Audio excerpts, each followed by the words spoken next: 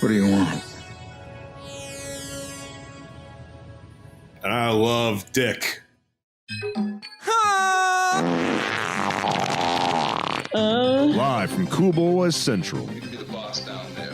I'm boss up here. Hold your dicks and rub your tits. You'll be ice cold. Here come the Cool Boys. Just a young boy. So cool. So cool. So cool. I see cool boys. Who the fuck is drinking tonight? You know what? I'm calling back to an oldie for a Ballard oldie. I'm having a wife special michelada. I am drinking a Maker's Mark and Diet Coke mixed live with an ice ball. Oh, You'll hear all that. I love those ice balls. Because my microphone's on my desk, you'll be able to hear. You hear that? Oh, that's picking up nicely. Yeah. It's picking up nicely. It's telling a story is what it's doing. A never-ending story.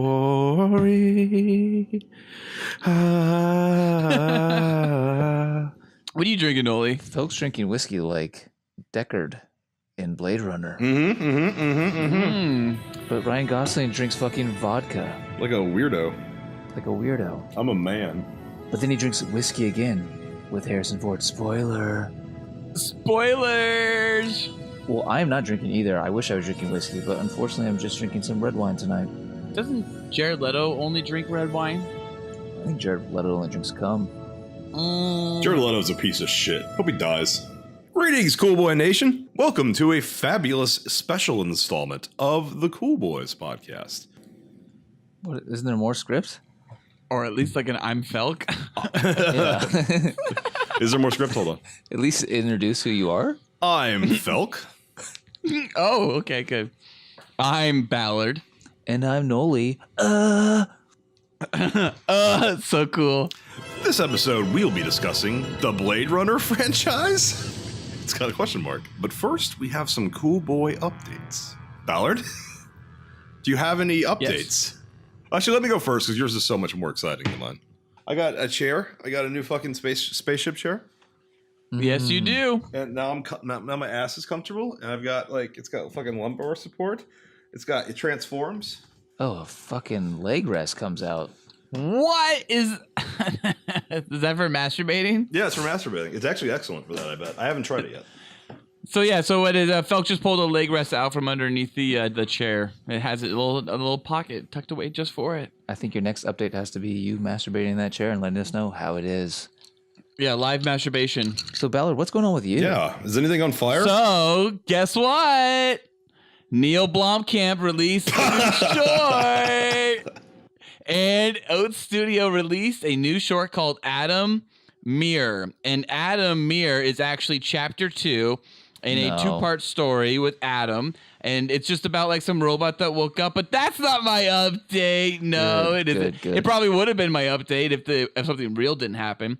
So, Cool Boy Nation, I live up in Sonoma County. And as of the recording of this, I am in the middle of this giant wildfire. That's a state of the emergency. And I could be evacuated at any minute. Cool Boy Nation, Ballard is putting his life on the fucking line tonight. No fires here. Fires in Orange County. Fires in Southern California. More southern. Fires in Northern California. My hometown's underwater still, probably. I mean, it's mostly dried out. Mexico City is in a hole, but LA somehow prevails. It's 1996. Well, no, but LA's not on fire. I mean, I guess maybe there's a crime wave. What was happening in 1996 in Demolition Man? It was just crime. It was a crime wave. It was fires. It was earthquakes. It was the gamut. No, the earthquake was in like 2010 or something, I thought. What year was Predators, or not Predators, Predator 2? I think also 1996. Late 90s. Yeah, because that was also like a heat wave, crime wave too. Yeah, I love right? heat waves. I love crime waves. That's the best part about 80s and 90s movies is all these heat waves and all these crime waves were so in sync. I like predators. I think they're neat. I think their mouths look like vaginas. Call back to last I know, episode. you were talking about that in the last episode about Hustler, and then they remind you of predator mouths. Yeah. Oh, yeah. Oh, so speaking of the last episode, I thought it was interesting that most of our stories were some form or fashion kind of shady acts were involved. Just your guys' story. Mine were fun. Mine were I morally absolved. Felk, you found a Playboy randomly in the wild and then started a war with your friends. I didn't start the war. I got drawn into it. Nolan vandalized and stole magazines from a girl's father. Yeah. And then I, in some form or fashion, induced a child being beaten, stole pages, and then had a magazine stolen from me. Yeah, I feel like all of your like, oh man, we all told crime stories. This is a nice way of like maybe distracting from the fact that one of your stories was about you knowingly encouraging a child to be beaten for money you were giving him. No, that was just a lot of moonshine. You had a fucking friend beaten over your Playboy addiction. Maybe because he was charging me $20. Maybe that's why he got beaten. Who knows? It is Ballard, I do have to say, it is nice that you will be more or less sober this episode after the last one. Although I'm not editing this one, so it doesn't really matter. You can get as drunk as you want, but you can't because you have to be on evacuation watch, right? That's right. Exactly. That's why I'm having a very small glass of Michelada, and that was it. Oh, so this is going to be a terrible Ballard episode. You got to outdrive a fire soon. It's almost like you're in the hit film Volcano. In a city where anything can happen. On April 25th, it will. Yeah, and the news is making it seem like it's like a fucking nuclear explosion, so you're going to have to like outrun that. It's not. It really isn't. I mean, there's some great drone footage, and they're going into the right locations and shooting, but I mean... You need Kurt Russell. Kurt Russell would die in the first 5 minutes. What? He said you need Kurt Russell, and I said Kurt Russell dies in the first 5 minutes of that movie. That's not true. He lives... he's backtracking. Oh, wait, no. Then who is the dad who dies in the first 5 minutes? That's also Kurt Russell. What? In Backdraft? No. What are you talking about? In Backdraft, who plays their dad in the beginning of the movie? Is it also Kurt Russell? Oh, yes. Kurt Russell does play their father in the beginning. Yes. Does he really? Yeah, I was thinking of that Kurt Russell, like with a mustache. He has a mustache on. And he plays a dad. Yeah. Yeah. Classic '90s filmmaking. So just saying we need Kurt Russell. He might be the Kurt Russell that's in the whole movie, or he might be the one that just dies at the very beginning. We need Bull. Yeah. I mean, he acts. Well, then Ballard, I have one question to you about the fire. Did it look at you? I haven't seen it yet. I haven't actually seen it. Did the fire look at you? Shadow. Hi, Shadow. Okay. Do you guys want to hear what I did? Yeah, what you do? Yeah, what did you do? I saw a movie opening weekend for the first time in maybe a year. And it was a little film called Blade Runner 2049. But I guess before we get into our full spoiler reviews of the film, can you guys give Cool Boy Nation your quick reaction to Blade Runner 2049 using only one sound? Okay, I guess mine sound would be huh. Oh, really? Mine's Mine would be That's not one sound. That was four sounds. Sorry. Okay, one sound. Sorry. That's my sound. Oh, fuck off! Really? Okay. All right. Well, I guess I liked it, and you guys didn't. So we'll find out later. Oh, I don't know if my sound was entirely negative, but okay. Well, before we dive into the episode, we should probably get into Andy's email, and this one's for Felk. You want me to read this? Yeah, you're reading this, yeah. Andy rudely wrote, "Hey, cool boys, I hear you've almost given up on me and providing you with a dong, and my providing you with a dong. I have one in mind to send, but I've been holding out. I'm upset. I joined you for the Cars episode a while back, and you cut something I discussed that I feel like Cool Boy Nation needs to hear. I have held out hope that you would discuss it amongst yourselves, but you have not. I am holding the dong hostage until you acknowledge to Cool Boy Nation the weird way Felk pronounces words that start with H. I won't be able to get over it until it's out in the open. I need closure. Thank you for your consideration." Wow, I think that's quite rude, Andy. And I thought we did acknowledge that Felk has issues saying the words that start with H, but no, I don't know if I don't remember if we did cut it out of Cars or not. Honestly, soft H's, not hard H's. Hat, hard.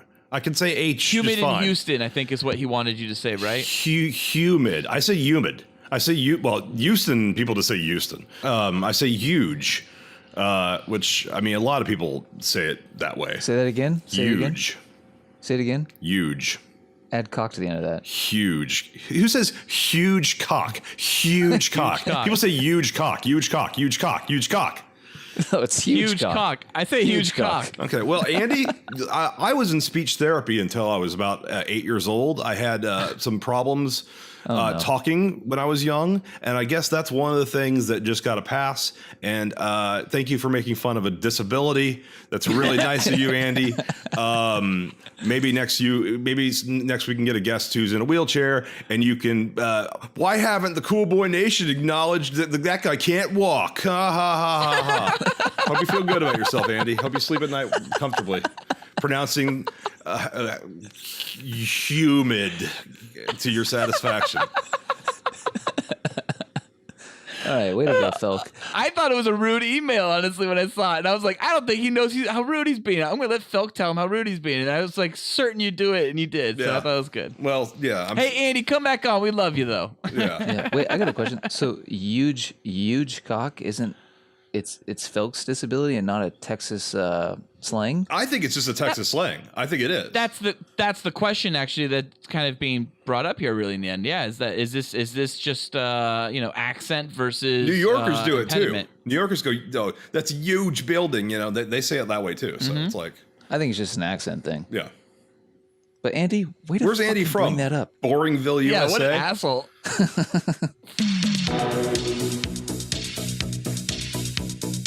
Guys, would you rather, Replicant Edition, have a massive orgy with replicants, but just before you come, Ryan Gosling appears and jizzes a hot one right in your eye? Or have to jerk off Harrison Ford and Rutger Hauer at the same time to completion, but then actress Ana de Armas, Joy, sucks your fucking cock dry? So, what would you guys rather do? I need to know more about the orgy before I can decide this one, honestly. Like, what does the orgy consist of? How many women? How many men? Oh, it's like the ratio? Yeah, what's the ratio? I would want 7 women and just me as the man. No, I think there's multiple men and women there. It's a fucking orgy. It's a replicant orgy. Am I a replicant in that orgy, or am I the only human? You don't know.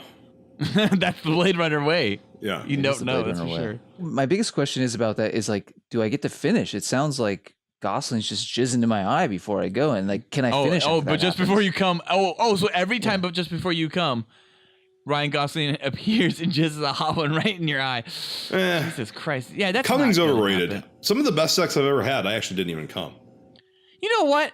That's I'm going true. to take one from a book of Felk, and I think it would be a privilege to some for me to jerk off Harrison Ford and Rutger Hauer, especially at the same time, and then have Anna come on over and fucking suck my cock dry. That sounds fun. I think you're right about that. I think it would be a privilege. But what if you had to blow them? Would you still do it?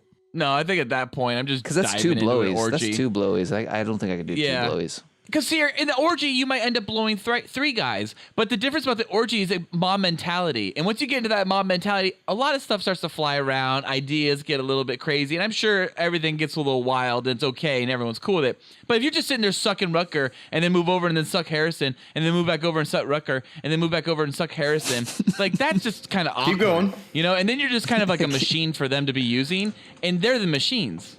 But just think afterwards, you get to relax for a good solid 45 minutes because it's going to take you some while to come down from that. And Yeah, then, it is gonna take a And then while. a really hot chick is just blowing you forever. Yeah. I'm going to make that last forever. Nothing lasts forever. No. What do you mean you're gonna make it last forever? You're gonna like essentially give her lockjaw in the process or something just because you're just like willing to like take it to the limit? Take it to the... Well, I think what Felk means is that nothing lasts forever. Everything can kind of disappear like tears in the rain. All those moments will be lost in time. Like tears in rain. Like come in the rain.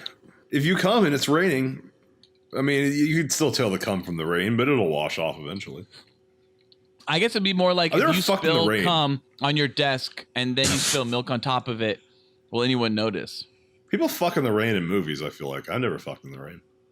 Water and fucking I don't think I've ever mix. seen anybody they fuck don't. in the rain in the movie. Oh, I can Name a movie someone fucks in the rain. And then you cannot count the orgy in Matrix Reloaded. Was that in the rain? Oh, that was sweat. That was just pure sweat. Yeah, that's just gross sweat and cave drippings. Cave dripping. The Notebook, Yeah. Dude. Well, What they don't is fuck. worse? They don't fuck, but they get together pretty hard. Yeah, they do. Nope. What do you think would be worse, cave dripping in your eye or hot jizz in your eye? Cave. I think hot jizz still wins. I don't know. Cave dripping could have like minerals in it. It could like scratch your eye real good. You could get superhuman powers though and just have a thunderfuck session. What are we talking about? yeah. Fucking Matrix? That movie sucks. So, Felk, what is it? Are you doing the orgy or are you doing the Transsexual jerking off rapers. session? I'll do the orgy. All right. I can wash my eye. It'll be fine. It's not really clear. Are you actually coming? I don't care if I come or not. I just care if I get the fuck. So Felk says he's going to be doing orgy. I think Harrison and Rutger at the same time, and then getting Anna to suck me dry is mine. And Noli, what do you like? I Gay think I might sex. be with you and doing the. No, I think I'm probably doing the orgy too. You're doing the orgy? Yeah, because it's with replicants, man. No one's knowing that that Ryan Gosling came in my eye. No one's telling anybody that. See, I look at it like this, right? I got Harrison Ford to the right of me. I got Rutger Hauer to the left of me, right? And I'm just jacking them off. So both our mouths are working. So I'm able to talk to them. I can have a great conversation with Rutger about his choices in his improv of his line of, like Tears in the Rain. I can talk to Harrison about a bouquet of fucking stories and plethora of different fucking like facts about his time in the film and what it was like to get drunk, shooting Empire Strikes Back. All that stuff. And I'm just jerking them off at the same time. That's fucking fine with me. Yeah, I hear what you're saying, and that sounds great. Sounds great. Cool boy nation. It sounds great. I figure in the orgy, I'd be getting blown a lot anyway. And even though whatever her name is, Joy is a very attractive woman, I had to jerk two dudes off. And I hear what you're saying. It could have been great. But the orgy, you could be sucking dicks and getting fucked in the ass, and you'd rather that because of mob mentality. I control what happens in the orgy, and that's not happening. No, you can't. That's the orgy. That's the way an orgy. I mean, I've never been in one. Felk, you tell me. Is no one getting fucked in the ass and sucking dicks in an orgy? No, it's up to you. See, it's up to me. I control it. Wait, you said earlier when the orgy was an option, you said, but there's going to be gay stuff going on to you too. There's dudes there. Whatever. I mean yeah, you don't have any control of that. If two dudes start fucking at an orgy, I mean, don't stare. What if you guys start getting fucked in? I thought this orgy was guaranteed gay sex in it. Not for you. It's not guaranteed. Nobody. Okay, if they start having sex with you against your will at an orgy, that's rape. Then the orgy stops being an orgy. No, but I thought like Nolan's Would You Rather included that you were like having to have gay sex. Like many of his other Would You Rathers have had before as well. That's not clearly stated at all. He just says orgy. Ballard, you need to learn the difference between an orgy and a gang rape. Oh, the gay sex part is Ryan Gosling's always jizzing in your eye. So okay, yeah, you guys are taking Ryan Gosling jizzing in your eye. Fine, that's still fine with me. Yeah, I go can ahead, take that. You guys have to take Ryan Gosling in the eye. That's part of your Would You Rather. So and that's my privilege. Sucks. You didn't say you can't close your eye too. Oh, I'm just jerking dudes off. I don't have to suck them off. I don't have to capture their cum in my mouth or my eye. I just fucking jerk them off. They come wherever the fuck they want, off into the distance, in the middle distance, and I fucking just gotta have a good conversation. I don't care. I'll stroke fucking Harrison Ford and Rutger Hauer off. I don't care. Great conversation. It's a privilege, as Felk Tired said. of this podcast. Felk is tired of these questions. Cool Boy Nation, if there was a Would You Rather you would like us to discuss on a future podcast, please email us at thecoolboyspodcast@gmail.com. Well, cool boys, I don't think you can get any more topical of a Would You Rather than that. Time to move on to our Cool Boy show topic. Report preliminary findings. Not worried about her.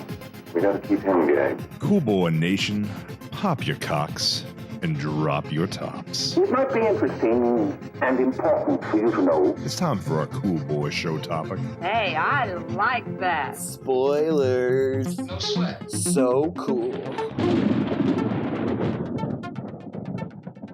All right, so we saw obviously Blade Runner 2049, but before we get into Blade Runner 2049, we should get into at least the 1982 masterpiece classic sci-fi theater Blade Runner. Now, here's something interesting about Blade Runner before we get into our quick cool boy ratings of Blade Runner. Blade Runner on Rotten Tomatoes has a 90% Rotten Tomatoes score. Like, that is, and if you look, there are reviews from like 2012, 2013. These are not solely reviews from like 1982. So it's very weird to me that like even that Rotten Tomatoes is quantifying like reviews that, or people are reviewing it more recently, and then their reviews are counting towards the review of the film. I feel like that ruins it because there's no way Blade Runner came out at a 90% Rotten Tomatoes score. Well, there wasn't a Rotten Tomatoes. Or would Tomatoes have been a 90% Rotten Tomatoes score in 1982. What would have accounted to at least 90%? That doesn't add up to me. No, it doesn't. Rotten Tomatoes is full of shit.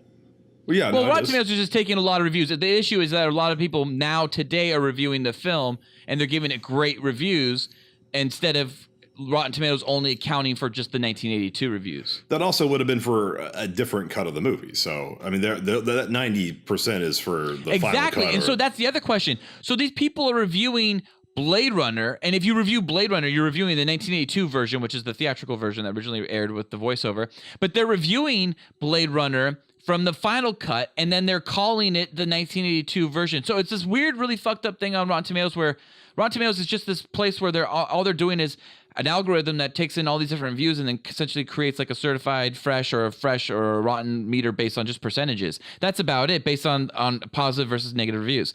But it's weird that the way they're handling Blade Runner, because there's like 7 versions of the film. They're clearly not taking reviews just from the 1982 film. I don't care. Rotten Tomatoes is at this point, like what Annabelle Creation had, like what that 92% for like 2 weeks. But isn't that weird that I thought I found it weird that Rotten Tomatoes didn't have a distinction for Blade Runner, because there is so many variations of edit, and I think that they should, at least for something like that. Rotten Tomatoes, you're attributing a level of like purity and consistency that I feel like they once had, but now ever since like movies stopped for trailers, or at least like TV spots have stopped like being like, this person says this and this person says that, because like with Ebert dead, it really doesn't matter anymore. So it's now it's like 91% fresh. They actually put that in the trailer. See, I don't attribute Rotten Tomatoes to that either. I the only way I attribute Rotten Tomatoes is I just like to kind of know in general how a movie was received critically. I don't really look at like a 15% movie and go, oh, it's a bad movie. Like, what was it? Days of Thunder is 36%. I like Days of Thunder. I think it's a great film. Woo! Up to it, Harry! I think that's accurate. I'm out of here. I like knowing that it got a 36% when it came out. I think that's fucking awesome, actually, to know that. It's a 96. People don't know what good movies are anymore. Hunger Games has an 84% on Rotten Tomatoes. Oh, yeah, it's exactly. Fucking terrible film. Terrible film. Totally. So I just thought that was interesting about Blade Runner when I was just doing a quick little review about this. But there are, as we point out, there are 7 different versions of Blade Runner. And, you know, we don't have to really go over like all fucking 7 different versions, because it's just fucking insane to go over all 7 different versions. Some of them are just like variations of things. There was really just a work print prototype version that was released before the movie came out. And then there was a San Diego sneak peek preview that no one's ever seen since. And then the movie came out in 1982. So that's like the first real version, right? And that's the version where they were like, oh, we have to have, you know, a voiceover track added. Everyone's talked to death about this shit, of course. But they had to have a voiceover track and whatnot because the audiences didn't think it was, they didn't understand what the fuck was going on. So I've seen that version. I was lucky enough to see it in school as well on a big screen. Did you guys ever see the original theatrical version? I have. No. Really? It's terrible. It's the one they still play on HBO. Really with the voiceover? Oh yeah, that's the version they play on TV. Is with the voiceover. I don't know why you saved me. If you come across Blade Runner on TNT or TBS or HBO, it is the voiceover version. So that is a different version, actually. That's called the U.S. broadcast version. There was also an international theatrical version, and then there's, of course, the director's cut, the final cut, and that's the final version. There's too many versions. So, there's that's 3. ridiculous. But Seven. There's 3 that anyone cares about. There's 7, like I just pointed out, but yeah, there's only 3 that anybody care about, and that's the original theatrical, that's the director's, and the final cut. Yeah. International version is a little bit different than the director's cut in that it has more violence. Different fonts. They added more stuff in for the international audiences. But the director's cut is just the voiceover removed. And so all the shots are still really long, and Ridley didn't like that. He also didn't like the stunt woman. You could easily see when they take out the first stripper replicant. So the final cut, all that is the director's cut down, and then it's and then a digital face replacement of the stunt woman for the stripper replicant. And that's really all the variations of the edits are. That's kind of all it is in the end. So what's your guys' favorite version? Because I actually haven't seen Final Cut. I like the Final Cut. That's my favorite. I just watched the Final Cut for the first time before the same day I saw Blade Runner 2049. I know there's like one shot where the bird flies up that's been redone, like because they didn't have added like effects. CGI to the buildings, I think, right? Yeah, so they did a little bit. They cleaned up matte lines. They cleaned up visible string. It really changed colors. It's just they changed the color palette from blue quite a to bit. green or something. Yeah, the film got generalized like a newer kind of modern tone coloring like of that. it. Yeah, with a greenish look to it. Yeah. Yeah, I didn't really feel like it was different enough from what I'd seen on DVD as the director's cut, which I have on DVD. Just shorter sequences, really. Yeah, 2 minutes shorter in all. Yeah, because he just trimmed down scenes because he didn't have voiceover. That's it. But it was cool to see it in really high quality that Amazon provides. Amazon. Yeah, Amazon. Yeah. So I've seen the theatrical cut once in its entirety, but then many times just pieces of it on TV. And I've seen the director's cut 3 times on Blu-ray or DVD, but I've never seen the final cut. Yeah, final cut's really just the director's cut shorter. That's it. Yeah. Picking your favorite cut, which I assume is either going to be director's or final. Do you want to give it a cool boy rating? Because I'm curious where you guys stand on Blade Runner and what you think it's good or not. Just quick. Sure. I would give it 5 out of 5 boys with a asterisk of like, hey, you got to remember this started everything, which is like something I would say to like Dawn of the Dead. Like, you got to remember that this movie was made before a million other zombie movies and TV shows came out, and it started this. Whereas like Blade Runner started sci-fi noir, it's influenced so many other things. You're seeing a raw gem after having seen refined ones. That's it's as important as film history as it is as a movie. Yeah. I grew up on Blade Runner. My uncles were into a lot of sci-fi stuff, and so was my older brother, and so I saw things like Blade Runner, Star Wars, Aliens, Terminator, whatever the fuck. So yeah, Blade Runner I saw as well. I remembered a voiceover version when I was a kid, and then I saw the director's cut many years later. And I was like, oh my God, like, I remember this movie, but I remember it being something weird and different. Like, it didn't match up with the version I was watching on this DVD. And then in school, college, we ended up seeing it.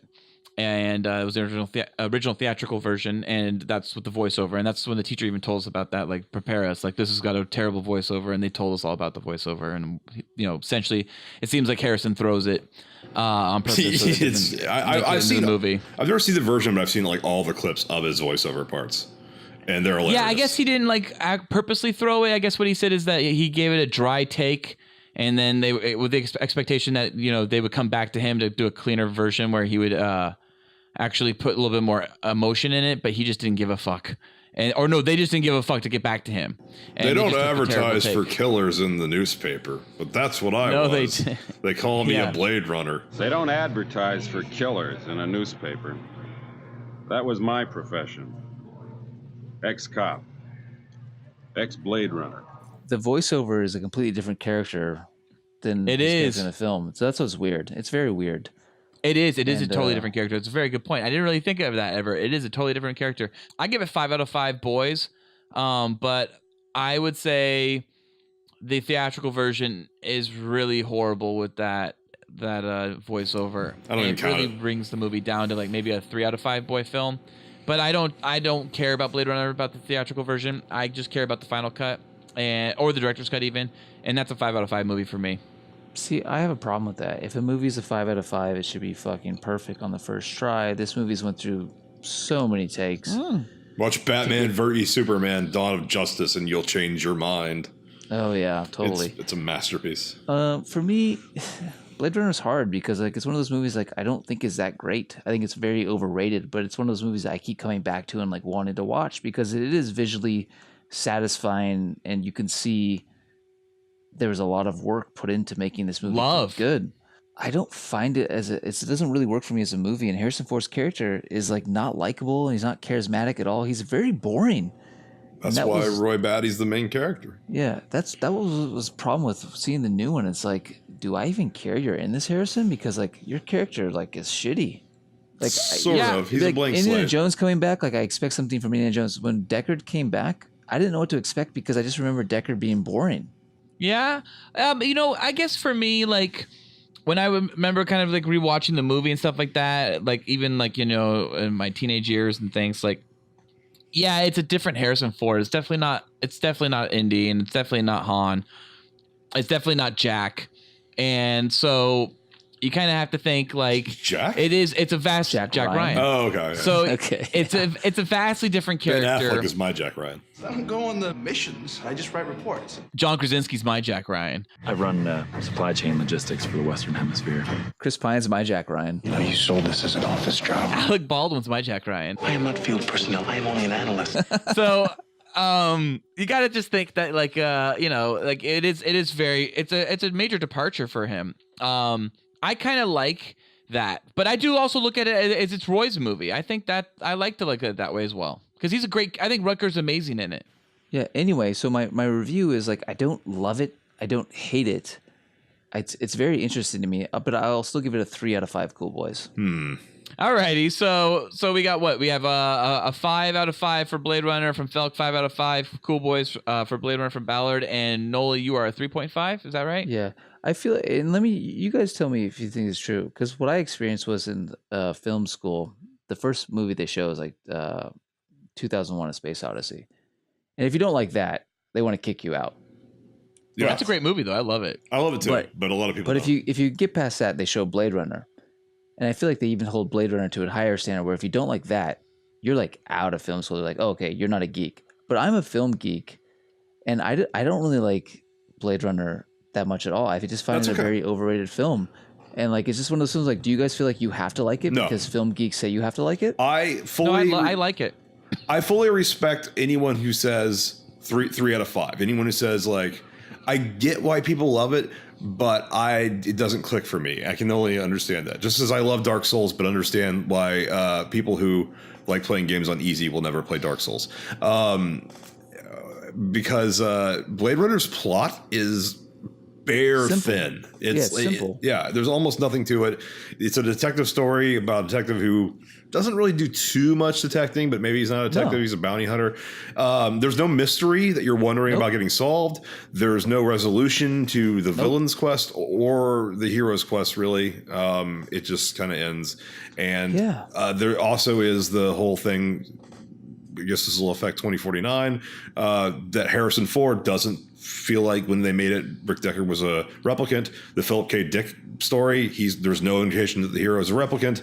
The screenwriter says he's not a replicant, but Ridley Scott says he's a replicant because it makes the movie slightly more interesting and gives it another layer. So that was added in the director's cut with the unicorn, giving that significance. So,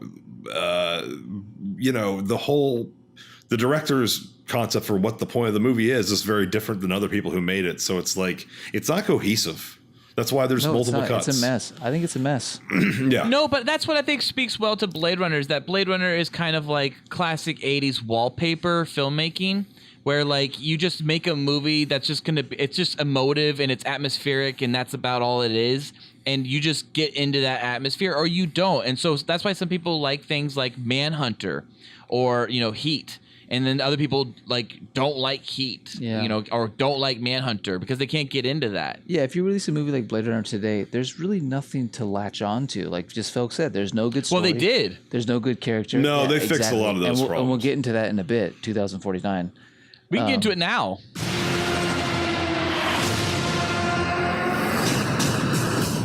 I watched what I thought when I was watching this film. I was watching essentially 1980s sci-fi wallpaper filmmaking, again, atmospheric filmmaking, but in 2017, and I was really blown away by that. But I don't think it's going to catch. Like, I don't think audiences are going to be like attracted to that, honestly. And it doesn't seem like they did with the box office even of Blade Runner. Yeah, the box office was 35 million opening. They were hoping for 50. The movie cost 150, and the money is on the screen. It's very obvious that it's a expensive ass movie with no big action set pieces, really, just stuff happening, pretty images. So it's like that blew me away. There's I know like no action in that film. I know there's really not much in Blade Runner. I mean, that's the movie. No, there is no action in Blade Runner. Well, before we move on, there's like no action Blade Runner except for the final action scene is great. But we should get into our cool boy ratings of Blade Runner 2049. I think, don't you guys think? I'll go last because I feel like I'm going to be the dissenter. Well, I'll go first then. Fine, okay. I'll get 4 out of 5 cool boys. Wow, that's high. Okay. Not for me, I guess. Not for you, yeah, because you give The Mummy 1999 with Brendan Fraser 5 out of 5 cool boys. 5 out of 5 cool boys. Which I think is a fantastic film, but not a 5 out of 5. 5 out of 5 boys. You give Transformers like 4 or 5 out of 5. So actually 4 out of 5 I think the first low. one I gave a 4 out of 5 or a 5 out of 5, but The everything first after one's the excellent. first Transformers is like a 1 or a 2. First one's excellent. Yeah, and we'll get the into first one's my a great movie. We'll get into like my review is so low later on, but I need to watch it again. Maybe it'll go higher, but I can't see it going higher than the 3. But I'm going to give it 2.5 out of 5 cool boys. I understand that. And I could say second watch, I could maybe find something I like about it, but it can't go any higher than the 3. I totally understand that point. In fact, I think I came out of the theater at a 3, and then it's grown to a 4 in the last few days. I think I walked out of the theater saying it was a 1. Wow. I can understand that. Well, fuck, what's yours? I would give it a hard 5 out of 5, as in like as good as movies can be. See, Felk, I think that's the film school response to give there. I don't think if you stop and think about what you just said, I don't hate the movie. I just don't think it's very good. I loved it from start to finish. I absolutely agree that there's 15 minutes that could be trimmed out of that thing to make a tight 220-ish running time. I trim an hour for sure. I would not trim an hour. I don't know if you could trim an hour out of it. I mean, there's okay. First of all, like, it would be a very different movie. The movie could be a lot faster because I don't think the movie needed to be as slow paced as the original Blade Runner. I kind of see that they're calling back to that as you trim that gay orgy for sure. I must have pissed at that scene. Well, maybe so, or have somebody randomly show up and jerk off Rutger Hauer and Harrison Ford in the film at the end. But I do think that the movie is very slow and it has a really long second act. Like an incredibly long second act. And I think that's the movie's biggest flaw for me. And talking about Cool Boy Nation, I don't want to sound like I'm hating the movie. I actually like a lot about this movie and I can't wait to talk about it. But at the end of the day, when I finished it, I was just like, so what? What did I just watch? Nothing really happened. All right, well. Yeah, that's kind of the brilliance of Blade Runner, like the first one too, right? Exactly. Like that's really why I gave it a 3. That's why I gave it a 3. Nothing really happens. Well, so let's start at the beginning of the movie. Let's start at the opening. So it was very similar opening with the prologue, just like Blade Runner did. It had the white and the red text, and then, of course, boom, close-up of an eye. Whose fucking eye was it? Doesn't matter. Doesn't matter? Of course it matters. What are you talking about? Doesn't matter. It's the whole point of Blade Runner. The eye was Harrison's in the first movie. Whose eye was that? It was supposed to be Gosling's eye, or? It was too white. It was a weird eye. It was like it was too white. And I don't mean like white, like a human color white. It was just like, it was lit white. Like it was lit really bright. It's the girl in the bubble. Okay. I think if you go back and it's going to be right at the beginning of the movie. I can't wait to see it again. Me too. I am excited to see the movie again. I'm seeing it in IMAX because I saw it at a smaller theater. Although it was a very good crowd, very arty crowd that was clearly like a fan of Blade Runner and there for a reason. It wasn't just like, let's buy popcorn, see the new movie, Blade Runner. Yeah, I saw it with in a great Blade theater, but not IMAX. But I think a more accurate title is Bladder Runner. I don't get it. I heard her start peeing in the second act like constantly. Dude, it's 10 minutes shorter than Avatar. I mean... but Avatar is it's just fucking interactive. Yeah, I guess. You got Na'vi sex pumping you. Boom, boom, boom. Oh, boom. I'd much rather have replicant sex than Na'vi sex. Fucking Na'vi raping all the dragons or Aragons or Aragons or whatever the fuck they were. They're just raping them, just shoving their fucking Na'vi dicks right on their fucking like dragon pussies and then just like riding them. They rape horses too. Like, oh, now we're married. That's how they do it in Na'vi. They fuck a dragon, then they marry it. Yeah, because when they fuck the dragon for life. But horses, you can fuck as many of them horses as you want with your hair dick. Pandora. Anyways, back to Blade Runner, a different universe. And then, of course, it cuts to the classic opening, right? Outskirts, night, rain, all that shit, atmosphere, right? I guess that opening sequence with Gosling going into the farmhouse and then Dave Bautista's character, Sapper Morton, coming across him in there and almost plays out like a scrapped scene from the original Blade Runner. It is. That's what it is. I love that scene. I thought it was a great opening. That is the opening from the original first script of Blade Runner. When that happened, I was like, okay, this is gonna be a good movie. I like this. So we meet Kay in that scene, right? In the farmhouse. Yeah. And as soon as, like you meet him, I'm just thinking to myself, he's doing Driver again. Right? Like I was just like, he's just doing Driver again. I didn't feel, it felt weird, but then he like threw these weird smiles on it and I just didn't really get it. And then of course you find out he's a replicant after he fights Sapper Morton, like 5 Dave minutes Bautista's in. character. I thought that was a 5 minutes in. That was awesome. That was so cool. Yeah. They just like nonchalantly threw it in. Like, you're a replicant, by the way. He's like, yeah, I know I am. Yeah, he's like, like you're hunting your own kind or something, right? I loved it. I thought that was brilliant, considering the debate of the last movie of is Deckard a replicant. Just to start this going like, oh yeah, replicant. He's a replicant. Yeah, no, that was fine. I told you the first 30 minutes is hot. Great opening, and then of course sets the whole story in motion when he finds the shit under the tree. One of the things I thought was really interesting, other than them obviously confirming off the bat that he was a replicant, Nexus 9, whatever model, is that he was named K, and then all of a sudden, I could not think of Tommy Lee Jones's character in Men in Black. Every time they said K, I just thought Tommy Lee Jones' character. It fucking ruined the movie for me a little bit. Like that little bit ruined it like a little bit because I just was like, okay, I'm sorry. Like that's my issue. I don't really dock the movie for that. I take no points off. But for me, it was my own thing. It was just kind of like, oh, K. It just was a weird name. Why did they pick K? It's like when I respond back to my wife about groceries. I'm going to get groceries, K. You know? I never thought of Men in Black, but every time he said his full number, because it's K2 something, I kept thinking of K2SO from Rogue One. Oh, yeah. And thinking of how disappointed I was with Rogue One. I didn't think of either of those. I just thought Yeah, Nolan just watched the movie. I just watched the movie. And then the other thing was like, and then his name's Joe, and I'm just like, his name's Joe. I just felt like those most unoriginal things. I don't know. There's a reason for that. Whatever. That's a fucking hard twist. Yeah, I guess it is. I mean, the Joe thing, of course, it is in the end. Yeah, which is so funny. The whole like, you could be a real boy. Then she calls just a random one, calls him Joe. Oh, there you are, Peter. There you are, Peter. One of the things I thought about Gosling's character K, Joe, was that he was like the harbinger of death. Everybody he came in contact with in that story, everybody died except the person he comes across in the third act, Harrison. And the girl and his daughter. Like that was kind of everybody. Like literally, like his fucking chief dead. His fucking like the people in the fucking CSI dead. The fucking girlfriend dead. Like like every dong dead. He dies too. Dead.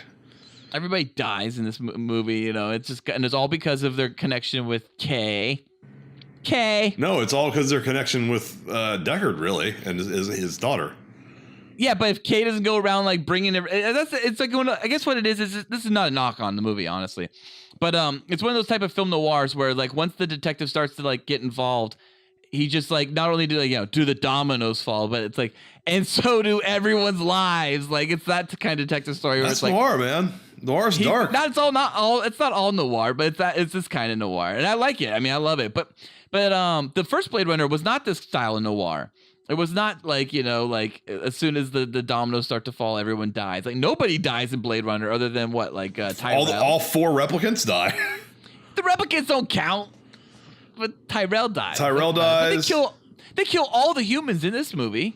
The stakes were much lower in the first one. The stakes are a little bit higher here in the second one. Yeah, shit at risk. Which is kind of good though, right? That's kind of good, I guess. War will break out if you want to set a universe up. War will break out if he doesn't get the kid they're looking for in Blade Runner 2049. Yeah, that felt forced. In first one, if he fails to find the replicants, They'll die in 4 years or 2 years. Or in the rain at the end of the movie. I felt that was forced to me, the whole the war and all that shit. I liked really it. Care for that. It gave it stakes. It gave importance to the mission that he was actually trying to do. Yeah, I mean, I guess it sets stakes up for those that need those Avengers style stakes, but I don't need Avengers style stakes in every movie. You know, I don't need the world to always be at jeopardy at being at war, destroyed. I was gonna say, if you give me stakes in one scene and that's the only time you bring it up, they're not stakes to me. They bring it up a couple times. They bring it up more than just once. But I like that it was vague states. Like I believed it. You didn't need like a big blue laser shooting up to the sky. It was only one person saying the stakes though. It was Jenny's character. What's her name? Yeah, and it felt weird, and it just Robin felt Wright. It was only Robin Wright, the chief of police. It was only her stakes. She was the only one bringing it up. Like, if this gets out, we're all done. No, no one else thought about that. Jared Leto says it too. I thought when the rebels said something too, right, or whatever. And then the rebels also bring it up that like this will change everything. We can get the rebels later. Fucking plot point just brought up for 15 seconds, then gone. I know, totally. No, we can talk about that now. It's in the entire gone. movie. No, the rebels was like you blink and you miss him. No, they came in, gave their plot point, and then they just appeared and they were gone. Robot Hooker is a replicant. She's in like whole scenes. Yeah. She's a rebel. A rebel, you mean, not a replicant. Yeah, well, she's both. She's a rebel replicant. Rebel. Right. But that's why she's a robot hooker. But you mean she's a rebel though, right? Yeah, she's secretly a rebel. She's doing recon for them. They brought that scene on, and it was supposed to be like a big plot turn. And it was like, your mission is to kill Deckard. And then it was gone. Then it never came back. There was no resolve with that.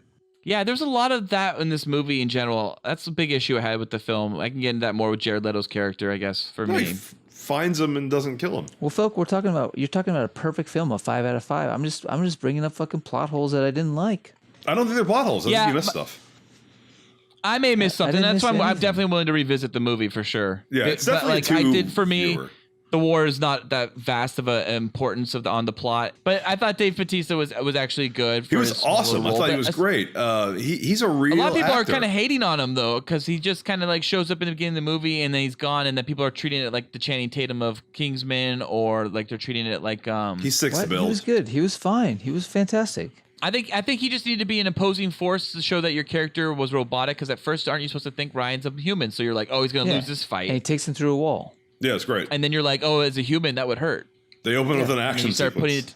And then you start putting it together. I liked it. I like Dave Bautista. I'd like to see him in more movies. Me too. Yeah, me too. I mean, his size kind of limits his range, but he showed acting range in this, and it was very cool. Speaking of his acting range, he had a great line in Spectre. Oh shh. Oh right. That's it. Oh shh. Yeah, that's it.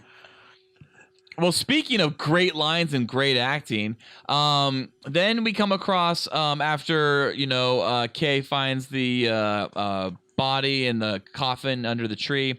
He contacts his lieutenant, and it's Lieutenant Joshi, Robin Wright Penn. She's the new Captain Bryant. I thought she sucked. I love Robin Wright Penn. I thought she phoned this fucking role in. I think Robin Wright Penn kind of sucks, but I didn't mind her in this, and I didn't mind her. She was fine. I thought her acting I think was I good. might be alone on this, but I thought she was shit in this. I could not get behind her character at all. I didn't believe her character. I didn't believe for once that she was a police officer, the chief, running an organization. It was like a play stage, between just her and him. It was literally, it was always just all of a sudden I was watching a Richard Linklater movie, and it was just Robin Wright Penn and Ryan Gosling having two scenes together, or a scene together, and they share it, and then they're gone, and then we'll find out more about their scenes later. I like Did she have a scene with anybody else? There's no one else. I don't. The Love. I might be jumping ahead, but there was that scene where Love entered her office, and she clearly hits a button because they want you to see her hit a button on screen. Nothing ever happens from her hitting that button. No, nothing. No. Nothing. No, security never stormed the room. She fucking just dealt with that chick one-on-one for the next 10 minutes when security should have came in that room within 30 seconds. Doesn't it cut to Love and she kind of like nods her head or turns her head or something, where it's like, I thought the button was that I'm calling for help and it's been disabled by Love. I don't think so. I think she called the button for help and help never came. I'll have to check that out on the rewatch. And I thought it was funny that her character was like, oh, I just drink a lot. Like, oh, I'm just drinking a lot. Like it's like it was calling too much to Captain Bryant, and then of course there's like the innuendo. She's like clearly fucking this fuckbot named Ryan Gosling, right? I mean, she was totally fucking Ryan Gosling. Didn't catch that she was fucking him. I saw her kind of flirt with him in a almost demeaning way. There's that line where she's, like you're getting along fine with that one, like a soul. That just kind of like keeps him in his place. When she was in the apartment with him, when she was in his apartment, she totally made it like a line like. I think she alluded to maybe she like at some point would maybe want to fuck him if like. Or was going to fuck him or had fucked him. Even. Yeah, it's ambiguous, but I thought it was cool. She was using him as a sex bot. Sex bot. Well, love those sex I think bots. he was loyal to Joy. Yeah, Joy. You guys know what joys are? What a joy is? Jerk off instructions. Jerk off instructions. Virtual girlfriend. I don't actually watch those, but I think no, I don't watch those. I think Joy was the best part of the movie. I liked her a lot. I want to buy one right now. Yeah, I liked her. I thought it was a really creative. I thought it was like the most creative way to do a love story when you have like the first Blade Runner is essentially a quote unquote human falling in love with a replicant, right? With Deckard falling in love with Rachel. But this one was, let's have a replicant, a robot, fall in love with a hologram. Yeah. And I thought it was fucking awesome when that twist turned. I loved that. Yeah, her introduction, great, cool scene. The way she's speaking, but then all of a sudden she appears. You're like, oh, she's actually a real thing. And yeah, like you might hear her in the kitchen working. Yeah. And it's a fucking machine that like projects a hologram like girlfriend in your room. Like I thought. Yeah, it moves around the apartment ceiling. Yeah. I mean, it worked because she's so fucking hot. So hot. So pretty. Anything she did, she looked hot. Yeah. Yeah. But the way they did it with the rain to show like she's like actually like even faking rain and trying to actually create the wetness of rain hitting her in her hologram form. That's so cool how she tried to become 3D in the elements. Yeah. I thought that was brilliant and it made Beautiful. it work.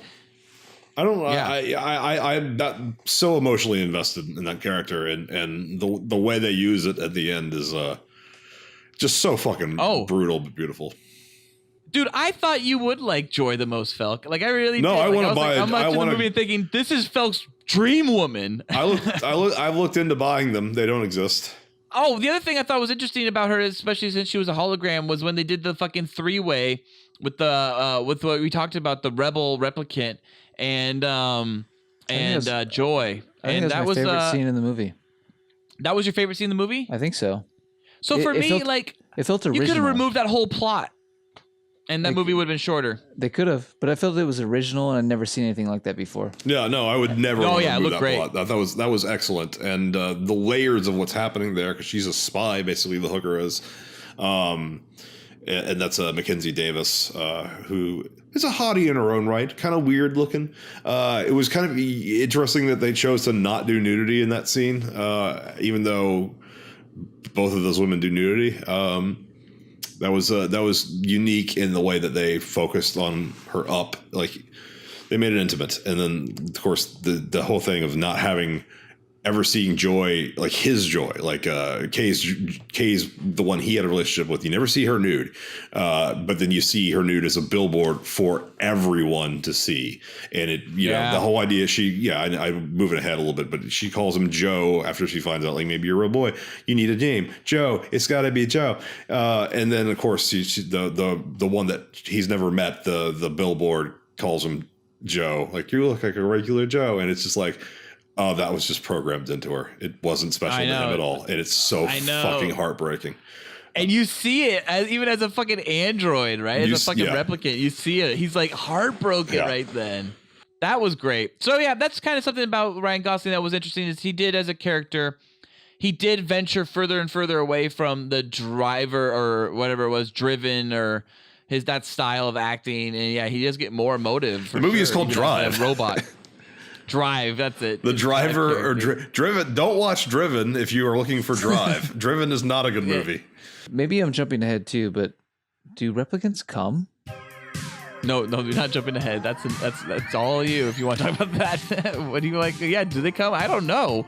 Did Ryan Gosling come after that scene? Like, did he ejaculate? He's like, I feel better about everything. Well, if you're building replicants, are you building cum into them?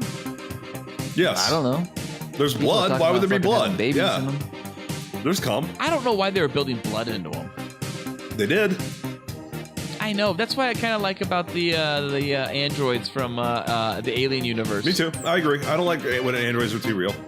But cum is reproducing. Like, if you shoot a load, do you have like an unlimited amount of cum, or do you just have like 2 gallons of cum for your whole lifetime? See, this is why I don't fucking like Battlestar Galactica, because it's like we can't, even after we dissect them, and you cannot figure out whether it's a Cylon or a person. And Cylons can get pregnant with human babies. It's like, then why are they fucking robots? They're just clones. Just call them clones.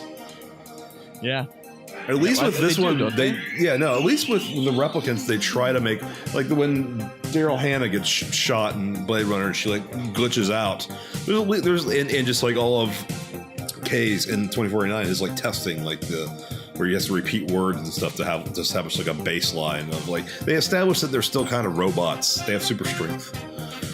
For me, the best robot's always going to be, a metal endoskeleton with Arnold Schwarzenegger's sexy flesh covering. Absolutely, totally, definitely. Yeah. So you I agree didn't with answer that. my question. What was your question? Do they come? Yes, they come. They have semen. If is it unlimited? It's limited then. No, they robot. No, they eat so that they, just as you eat and reproduce your fluids through what you eat and drink. They eat and drink and reproduce their fluids. What is in their cum? Probably it's mostly protein, just like your cum, and my cum. I mean, if Deckard is a replicant, sticky, then his cum made a baby. That's why I'm jumping ahead. Are we jumping ahead? We shouldn't talk about that yet. We can talk about Deckard. Yeah, let's talk about Deckard. We're talking about cum. We're not talking about Deckard. Talking about lots of cum. Yeah. Well, Deckard and cum are synonymous, right? Yeah. That's what everybody says. You're a cop. I did your job once. I was good at it. Honestly, when he appeared, I forgot that Harrison Ford was in the movie. I don't think he adds much. No, no, it's weird. I was glad they kept him till the very end. I thought it was too late. It was way too late. Way too late. They essentially added him at the end of the second act. That's kind of a really late time to add a major character. He's not a major character. He's a plot point. He's a major character in the fact that he's from the original, and the original this movie highly leans on the original. Yeah, and then he does nothing. I'm assuming Harrison shot for 2 weeks. Pretty much. Yeah. What did Harrison do on this movie? What did he really do? He had a fight sequence where he just punches Ryan Gosling really unbelievably, and it's so funny that he actually did clock him 1 out of quote unquote 99. Right? He actually did hit Ryan. Yeah. That did not make the movie, did it? Could you guys see the one that clocked him? I never saw that frame. You know how they released the frame of the actual moment the hit? I didn't see it in the movie, that angle, that frame. Harrison basically has an intro shot. Then he has a shot where he's sitting at a bar. Then he has a shot where he punches Ryan Gosling in a club. Then he has a scene where he's talking with no extras. Yeah, then he's talking to Jared Leto in a scene where he maybe has to act. And then he has a shot where he's just in the background in a car that's sinking. That's all he's in the movie for. He's in the movie for like fucking 20 minutes. So he probably he shot for probably like 3 weeks, 4 weeks I'm guessing total, 3 over weeks, the course of 3 months, and that's about it. He's in almost all of Kingdom of the Crystal Skull. Doesn't make it good. I like that they used him sparingly. He's old. He's an old man, and he needed to go to bed. Well, you know what? Even if he may have been written into the plot real late into the story, at least I feel that is definitely the case. Harrison brought it. Like, I thought Harrison didn't bring it to Indiana Jones and Kingdom of the Crystal Skull. Harrison did not bring it as Han Solo and Force Awakens. Some people say he did. I like Force Awakens. My opinion on Force Awakens has not changed since the movie came out, but I don't think he's Han Solo in that movie. I think a lot of people feel that way. I don't feel that way. He's old I feel Solo. like he's not Han Solo. He's old Solo. I could see what I you're don't feel like saying he's there. old Solo. But It doesn't even feel like he's Han Solo and Leia talking to each other at the end of the movie either. I think he is. My problem was when Deckard appeared. He's Deckard in this. When Deckard appeared, I didn't know what to feel because I was like, okay, there's Harrison Ford. I like Harrison Ford, but like Deckard's boring. Like, is he even? I couldn't even equate. Like, is he the same character he was in the first movie? Because like I don't remember that guy. That guy sucked. It's not a memorable character. So it's not like Indiana Jones showing up where I want like the quips and all that. It was just like, who is Deckard? I don't even know. Put your hands down, will you? You're embarrassing us. Deckard sucks. He's kind of like He's a blank Indy slate. without the humor. He's a blank slate. I think he's Indy without the humor. Like, that's the way I see it. Like, he's just, Indy has humor. Indy is good natured, and Deckard isn't good natured. Deckard isn't bad natured. Deckard is just kind of middle of the road, doesn't give a fuck. It's a very hard character to root for. And so when he comes back in this, I'm still like, oh, cool, that's Harrison. But like, I don't really care. Now, here's the thing. The Deckard I just described to you, I did not see that Deckard in Blade Runner 2049. I didn't see that. No, it's a guy who's like, Harrison was acting. It was Harrison acting, and Deckard really wasn't acting. Actually, I feel like when I look at like Blade Runner, I kind of feel like it's just Harrison kind of doing like a mute Indy. Yeah. I'm not even sure Harrison's watched Blade Runner since 1982. You know what's pretty funny? I was just rewatching Blade Runner 1982. Is there a reason that Harrison Ford has to always have scenes where he's about to have sex with a woman and then he passes out drunk instead or whatever, or just passes out after massive action sequences? He does that in Blade Runner. He did that in Indy, right? As Raiders, right? Like there's a whole period where Harrison couldn't have sex on camera. It must have been because he was in like these family films. Unless he's fucking a Nazi, he goes through with that just fine.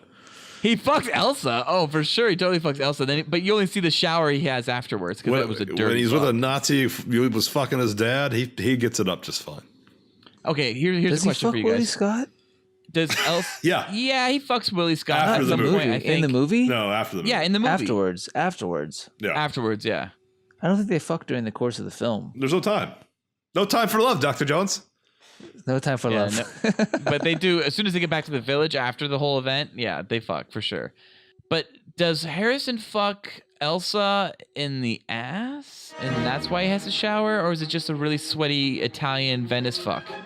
We're talking Blade Runner 2049. It's a hot, humid Venice fuck. I don't think he fucks her in the ass. Is Venice humid? Oh, very humid. I hear that Nazis have lots of anal sex.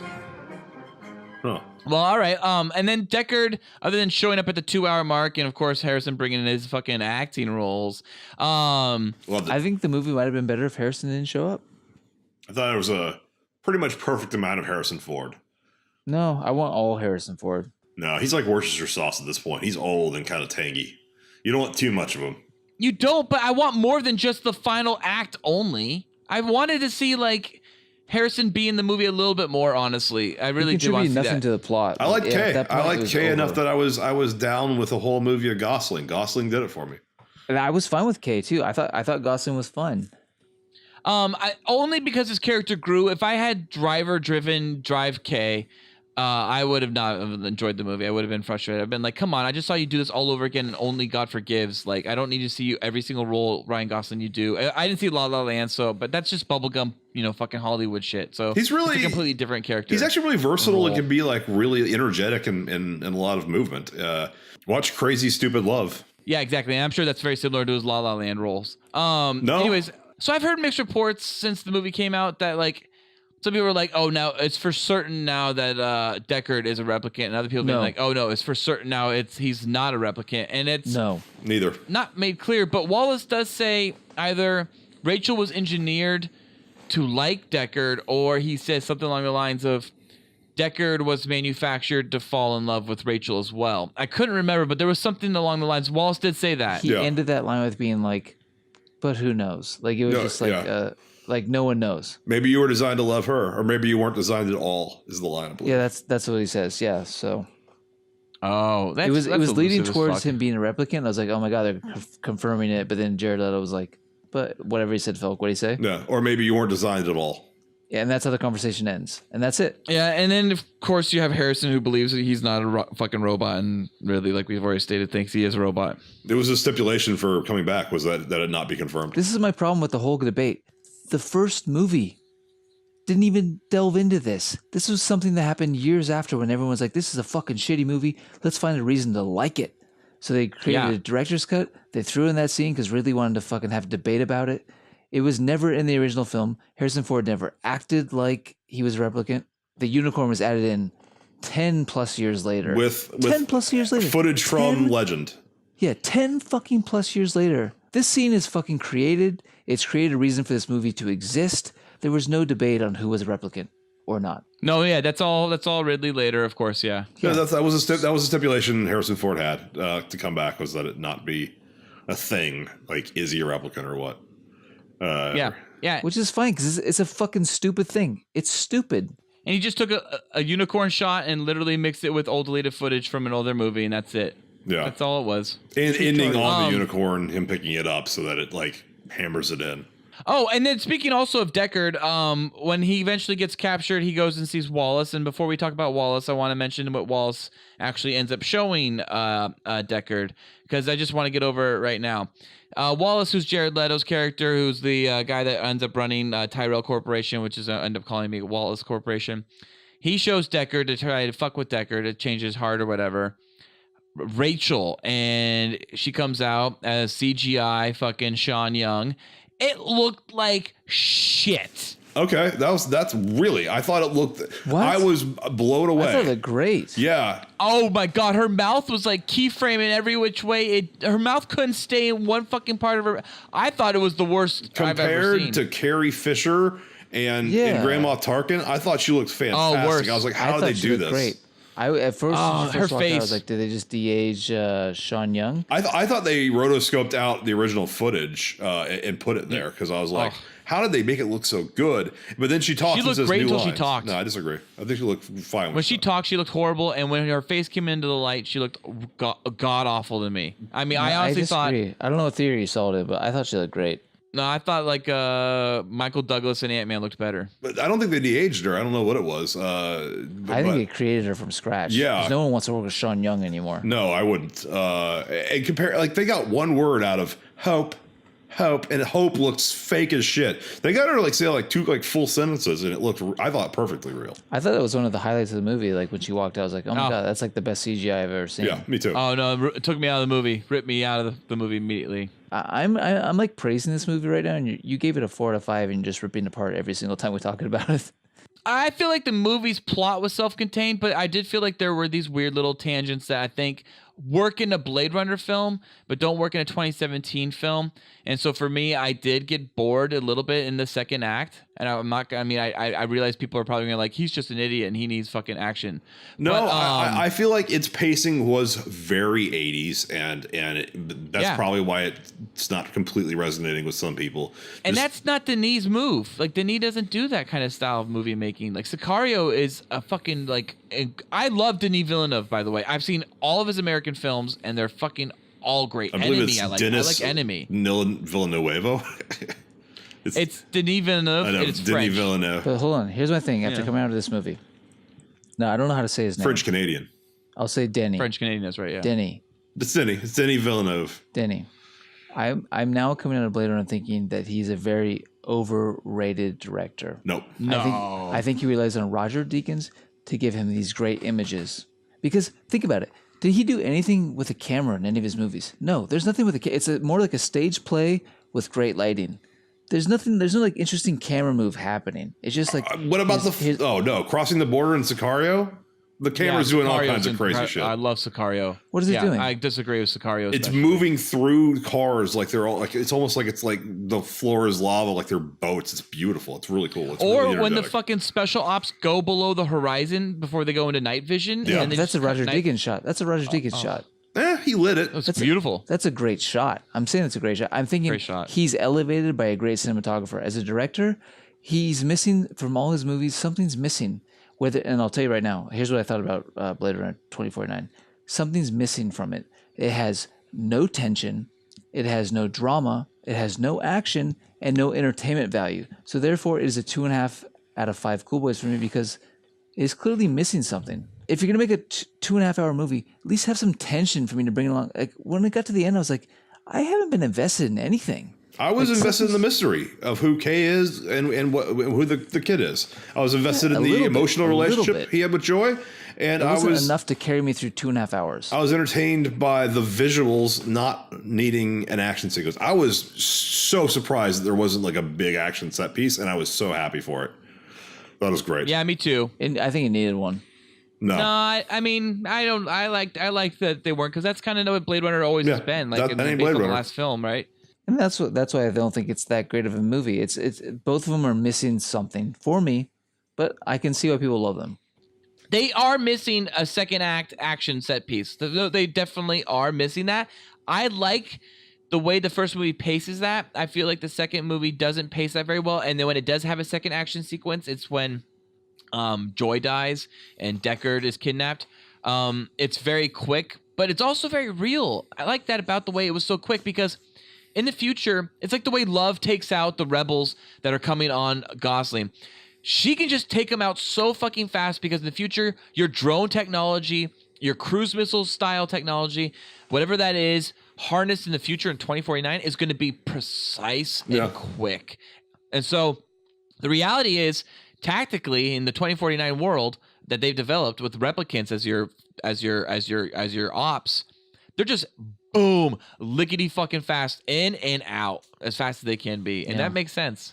It's just at the end of the day that the movie doesn't bring much entertainment value to me. And I'll watch it again and maybe it'll go up. But like coming out of theater, dude, I was like so let down. I was like, oh, you're going to end like that? Like, oh God. Well, see, if you don't, you didn't really like Blade Runner, I kind of feel like there's no way this movie's, it's either not going to be true to Blade Runner or it's not going to entertain everybody. I don't feel like it felt like Blade Runner. Like when he was walking through the cities, it did not feel like the same city that Harrison Ford walked through 30 years ago. I don't know if the city's changed, but like it felt totally different. It felt like a fucking CGI city. Like it didn't feel the same. It felt too clean, too neat, too pretty. It was dirty as fuck. It wasn't I thought it was still really dirty. Yeah, I did like the snow. I like the snow effect. You know, it rained 30 years ago, and now it snows all the time. Snow. I love the brands. I love that they got the brands fucking right too. That they just Atari, said Pan Am. They just said fuck it. Yeah. What the product placement was in the 80s, we're gonna stick with that. And they added new shit too. His car's a Peugeot, which stopped making cars in America in 1991, but in 1982, you could totally believe that they'd be making American cars in the future. So they just did that, even though it's not a product placement deal. Like it was just weird, and it was shitty. It was dirty, and it had like wrappers in it. It was like everything was like gritty as fuck. This is like it's not gritty as fuck. I thought this was the first movie I've seen. I love the snow. I thought the snow made it super gritty, even with the snow, because the snow was like dirty snow. I thought I even thought to myself, have I ever seen sci-fi in snow before? Like this kind of sci-fi in snow? I don't think I've ever seen sci-fi in snow like this. And then, I was going to say, I mean, the closest thing I guess you really could say is like Hoth, really, right? Or we're forgetting about that big one. Star Wars, okay. Yeah. Whoops. But whatever. Don't forget about 1980 film, Empire Strikes Back. But that's science fantasy, Ballard, not science fiction. I disagree. I consider Star Wars science fiction because it's a long time ago in a galaxy far, far away. That's time, and that's an actual location. It's not a fantasy, which I consider a separate realm. So that's more in common with Lord of the Rings than does Star Wars. Guys, while we're at it, you know what this movie was missing? Dongs. You do not know what pain is yet. You will learn. Niander Wallace, Jared Leto. He was only in 2 scenes. Like he didn't have a chance to bring anything. I think the character should have been much older. Thank you. What the fuck was Tyrell was only in like 2 scenes in the first film, or maybe 3 total. And you're like, great, whatever. It's the nobody. It's the guy from The Shining. It's the bartender from The Shining. Like, who gives a fuck, right? He's got big glasses. He's got big glasses, and he's just gonna die. Whatever. Who gives a whoever the fuck? He just needs to be. He's just a CEO. But Jared Leto's like, you're hiring this actor that's like, known for making like this, these big changes in his character, like, or whatever. Like he's Joker. He's going to send all these tricks and gross shit to his fucking colleagues, or he's going to be in Dallas Buyers Club. He's going to actually lose all his fucking crazy weight like Christian Bale does. He really got AIDS for Dallas Buyers Club. He's that dedicated. Right, exactly. Really, or he wears blind contacts here for Blade Runner 2049 so he can act in these scenes actually blind. It's like, give me a fucking break. I didn't know that. I hate Jared Leto. And then, like, what was his... Where did his character go? Like, seriously, Nowhere. Where did his character go? Did nothing. Like, in the end, his character... Is his character the Emperor? Right? Like, what the fuck is this character going to be in the end? Like, is this character in the next film? Is he a bad guy or a good guy? He's bad. He's very bad. Yeah, I think he wants replicants to be able to rule the world because then he controls all replicants, then he controls the world. But that being said, it doesn't help the movie's role for Jared Leto's character, Niander Wallace. I thought when you, like, look at him and he's whisper acting everything, it felt weird. It felt forced. And his character literally goes nowhere and then disappears at the end of the film. I thought he served his point. It was not a major character. Love was the actual like villain. But his tie to Love had required implications that he would need to have some kind of reactionary response from the plot that would solidify our understanding of what happens to Jared Leto's character, right? and that didn't happen. He was the guy who created the army of slave replicants, and he wanted to keep them as slave replicants. And he knew that if he was trying to give them the ability to breed, or I guess the Tyrell Corporation was, and he knew that if that the replicants found that out, they would be able to be self-reproduced, thus be self-sufficient, thus be able to take over the world. And he didn't want that. He wanted to be integral, but still under his control. So he was trying to get the baby killed, which is Ryan Gosling's job. So that's why Love was trying to make sure he was doing his job. And then when it found out he was not doing that, he was just trying to actually maybe he thought he was the baby, and maybe he was going to save the baby or whoever it grew up to be. Here's what I would hope. I think do Blade Runner 2079, whatever. It doesn't have to be 2079, but that's just a joke, right? That's an additional 30 years down the road. I think the best parts of this movie was when it tried to not be like the last movie. I think the best parts of this movie is when it was its own film, its own plot. I think when the movie got into its third act with Harrison all of a sudden as Deckard in the third act, it felt very weird. I thought the movie's trying to stretch the second act so that it could have Deckard show up at the end of the second act was weird. And so I think that's where the movie hit itself over the head too much, trying to associate with the other film. I think if you did another film, drop Deckard, and you might have a better film. Just base it in the same kind of world. Yeah, I guess my final thoughts were I didn't hate it. I don't love it. And when it finished, I was like, okay, that was a movie. Like, it's just there. It wasn't like fantastic. It wasn't awful. It was just I wasn't engaged. It wasn't entertaining to me. Totally. Yeah. I'll watch it again and maybe my rating will change, but like at the end of the day I was just like, it looked nice sometimes, but it lacks so much other stuff. I didn't care about it. And Falk, what about you? It was pretty much everything I was hoping it would be, in terms of wanting to see that world explored more, expanded upon. It brought new ideas that I had not thought of, namely with Joy, and the way Ryan Gosling's character was treated. I thought it was one of the most beautiful things visually and auditorially that I'd seen in a long time. I can't wait to see it again. And it gave me Harrison Ford looking engaged for the first time since, I don't know, Firewall was the last time he cared about no way. Firewall. I just hacked into your accounts. That's impossible. You just lost $20 million. Now you know what it feels like to lose what you love. Oh, fuck. I didn't mention. Okay, there's something I did want to talk about. We totally forgot about. Hang on. Let's just go over this real quick. Edit this back in. You can edit this at any point. Nope. It's the whole daughter thing. We didn't even talk about the daughter at all. How can we have this podcast and not talk about the daughter? Seriously. No one cares. Are you kidding me? Why are they listening to this in the first place? If someone's listening to this in the first place, they obviously care about the daughter. It's the whole fucking plot. I just have to pee. We didn't mention that. It's a quick thing. Nope.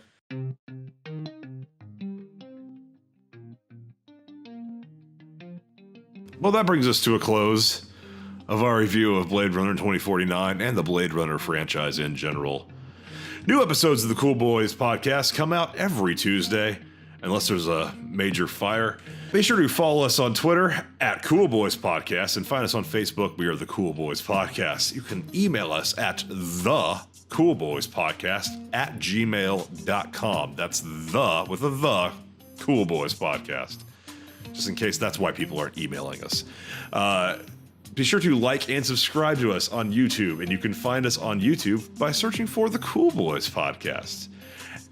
You can rate and review us on iTunes at The Cool Boys Podcast. And you can donate to us on Patreon and receive additional episodes of Cool Boys After Dark and a Cool Boys shout-out on our normal episodes that air every Monday. You can find the Cool Boys on Patreon at patreon.com/coolboyspodcast. Thank you for listening. Stay cool, Cool Boy Nation. Until next time, it's Byzies from Replicant Felk. Ooh. Whoa. It's Byzies from Blade Runner Ballard. Oh, you're going to get me. And what are you, a sex worker robot? Nolan? Yeah, it's Byzies from Sex Worker Robot Noli. You get a lot, you know, boyfriend Noli. I think I do good. Yeah, they only show female sex bot replicants in Blade Runner, but you have to assume for women and gay men there are male fuck bots, right? I think the Nolan. I'm sure in that sex club there was the Nolan everything. model would do well. He'd clean up. I'd clean up. The Nolan model would sell well, I believe. Oh yeah. Oh yeah, the Nolan model would fucking absolutely. It would be like the iPhone 8. He's taut, yeah. Taut, tight, sinewy. Lightning port only, no headphone jack for Noli. Yeah, very lean, almost. That means no butt sex. Oh, I do butt sex. No, yeah, the robot would do whatever you wanted to. Butt sex? Oh, the robot Noli does butt sex. Yeah, it's whatever you dream. Great. The end. All right, guys, take care. Well, hopefully we have another episode with me involved and it'll burn to death. You outstanding American boy. You have excelled in all things. I pump while I dump. Oh, yeah. So cool. Oh, yeah. So cool. Oh, yeah. So cool. Get out of here, damn silly. Get out of here! Oh, yeah.